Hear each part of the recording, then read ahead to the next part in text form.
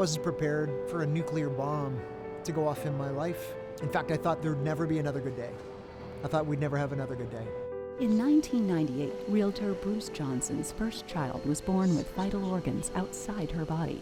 It was devastating for two young parents, and now is motivation for epic journeys that keep her memory alive by helping others. My daughter Alyssa was born just 2 floors above where I'm sitting right now, and she lived for 20 days here in the hospital, and she passed away in our arms here. And ever since then, my wife and I wanted to do something where we gave back, and we decided to do fundraising journeys through our motorcycles. Now, Bruce and his second daughter, Holly, embark on transcontinental trips that have raised over $600,000 for Children's Miracle Network hospitals in the U.S. and Canada. The most recent trip literally took them to the ends of the earth. Holly and I rode from the top of the world to the bottom of the earth. And it was remarkable, and it was difficult, and it raised a lot of money and a lot of awareness. I've never experienced this before, the impact that he can have on complete strangers to want to donate to children's hospitals. You know, I'm like, Bruce, there you go again. Where are you today? We remind people that the children in these hospitals have never done anything to deserve to be here. Cancer doesn't care. Not too long ago, I was a patient just up there on the 8th floor, which is the oncology ward. If we have the funding for research and for treatment, then kids can survive. So Bruce goes to extremes to raise that money. Taking a motorcycle up the muddy dumpster highway and going through the Chilean Patagonian Andes, winds that would try to kill us in southern Argentina, tropical rains. We had a great bear encounter, but there's never been a moment where Holly or I ever thought, we're done, let's pack it up and go home. Because the battles they're in right now are so much bigger than any battle we might be facing on the road. So there's no way we'd ever quit. And now there is also no way Alyssa Ray Johnson will ever be forgotten. We would like to name a room here at the hospital. A patient room in honor of your daughter, Alyssa Ray. I promised Alyssa that we'd never forget her. So to come from that moment to where we are today, We did! it's certainly been an incredible journey. To help somebody that they just need a helping hand. You never know what you have done for the community. Every Monday at a local church, realtor Dale Taylor oversees an emergency homeless shelter run by South Suburban PADS. South Suburban PADS has helped to provide emergency shelter and free meals to help 18,000 people to overcome homelessness. They go through their day just trying to survive. I slept in the metro station. I would get about an hour and a half of really light sleep because you're worried that, somebody's gonna steal what you do have. Dale sets up in the afternoon and then spends all night at the shelter, welcoming those who have nowhere else to go. I get there early enough where I can sweep the area, and then I can mop the area so I can sanitize it so that they have a clean environment to sleep upon. When you go into a place after being ignored for so long that people come up and hug you and maybe you haven't had a shower for a couple of days, but they don't care. They just want to make you feel good.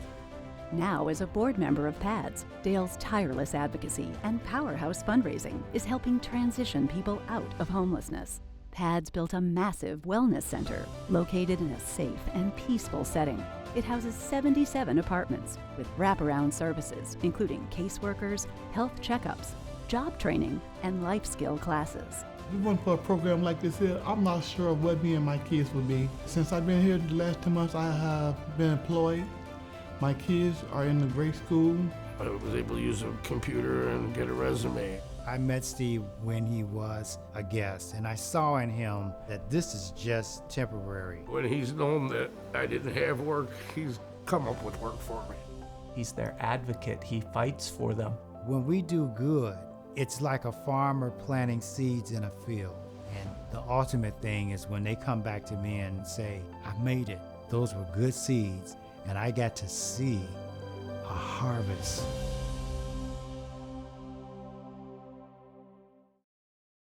When a brain injury happens, it usually happens suddenly, and people are not prepared for the drastic impact. We offer them not only hope, but direction, support.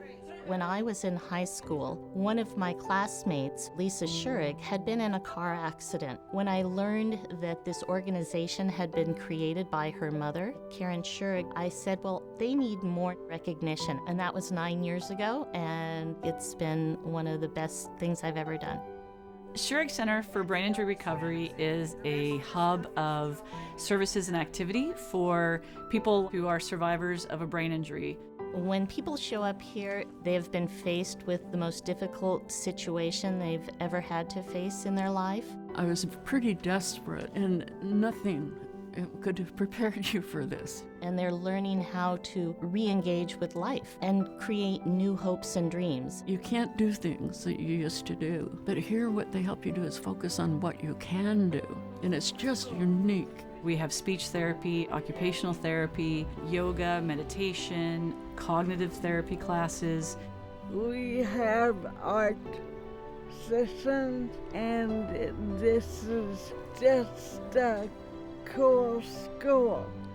In 2009, all of those services were at risk when Karen Schurig passed away. Kim came onto the board and she took the helm. If she hadn't come along when she did, I'm not sure the organization would have survived. It's phenomenal to see the growth that has happened under Kim's leadership. The organization has literally tripled in size. We have 3 times as many services. Our budget has tripled, our donor base has tripled, the number of clients served has tripled. This place is like my second home. Kim coming in is like the angels of mercy. If we could bring this little model to the rest of the world, it would be an incredible place. Nobody wakes up in the morning and says, gee, I want to be a heroin addict today, or gee, I want to destroy my family. Most people really have that strong desire to turn their lives around. They just don't know how to get there. When the town of Kokomo, Indiana faced a record number of opioid-related deaths, Realtor Paul Wyman decided it was time to rally his community to action. He organized a summit which was held at the university. Out of that summit came all kinds of task force groups who began to work on this particular issue. But it was Paul who raised $100,000 in a very short amount of time in order that we could set up an organization called Turning Point. When people come in, we love on them immediately and then start connecting them to the services and the resources they need to begin their life of recovery. And so nobody's turned away. It doesn't cost any money to come into Turning Point, but you're going to get a lot of love and you're going to get a lot of help. There's plenty of resources, housing assistance, medical assistance. They help get me set up with a parenting class. They've just been a tremendous help and kind of like a second family to me. It's been amazing. It's very exciting to hear our people say that they feel a part of a family. I feel like that's a huge part, and that's huge success. When I came out of jail, I did not want to go back to drugs, so I came up to Turning Point, and I was just crying a mess, and I said, please help me. And it has been an amazing experience. They've done everything possible that I could imagine to help me. The doors that Paul has opened for me changed my life for me and my son. And I just love Paul Wyman, man. He's been an awesome help to me. He's pointed me in the right direction. It's just an inspiration to know that Paul, man, really honestly cares for us, man, and he shows us every opportunity. I just felt it was really important for somebody to be that catalyst, to bring people together and say, we're going to go tackle this. Some of our veterans came right out of high school, went to boot camp, then some of them went to war and came back broken. We knew that our brothers and sisters needed help, and we were going to be the ones to solve that problem, and we weren't going to take no for an answer. Frustrated with the number of homeless and struggling veterans in Kansas City, Realtor, Naval Reserve Officer, and combat veteran Mark Solomon joined 3 other veterans in forming the Veterans Community Project. We wanted to do something to say yes to homeless veterans. All of us were tired of seeing our brothers and sisters struggling on the streets, literally dying on the streets because nobody had their back. And we're like, you know what? We need to do something about this. We talked about a number of different solutions for housing for homeless veterans, and we finally came up with the idea of tiny houses. And we started building about 2 years ago, and now we have 26 tiny houses, and we're in the process of building our 23 final houses and a 5,000 square foot community center. We have an outreach center where veterans can just walk in, and then our folks just go to work and figure out a solution to help that veteran with whatever they need. We're not only changing the lives of the veterans that we serve in our village, we're changing the lives of the veterans that work here. We're changing the lives of people that walk through that just want to be a part of it. People really do want to do more than just say thank you for your service. We've had over 1,000 other cities reach out to us and say, hey, we love what you're doing in Kansas City. Come to our town and do the same thing. We have taken homeless people from other parts of the community, moved them, and raised the local property value. We built our first 13 houses in 30 days. 13 bathrooms, 13 bedrooms, 13 kitchens. And I remember coming over a hill and just looking at these houses and literally started to cry because this was finally coming to fruition. These are very capable people who were asked to do sometimes amazing things, and without hesitation, they went ahead and did it. They didn't ask, what were the consequences. They just did their part, and then when they come back, it's up to us to be able to do our part.